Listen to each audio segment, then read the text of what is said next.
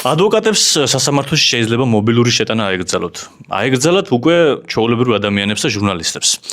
საერთოდ ორი გაისად უკვე იგეგმება, რომ საქმის მასალების შეტანა აეგრძალოთ ადვოკატებს სასამართლოში.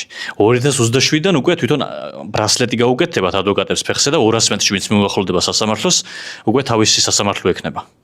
სფერო ჰოლდინგის მფლობელი თაღლითობისთვის დააკავეს და დაკავების შემდეგ განაცხადა, რომ ჩემი დაკავება არ შეიძლებაო. დახურული სივრცის შიში მაკო.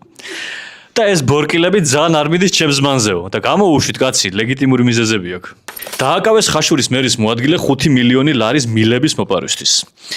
რა თქმა უნდა, წინასწარი აღკვეთი ღონისძიება შეეფარდა ადამიანს, იმიტომ რომ მიმალვის საფრთხე იყო. ახლა ეს ამ 5 მილიონი ლარის მილში რო შეძვრეს ერთბოლოში, მე სადგინა რა სადგა მოძრება გაცმარეს.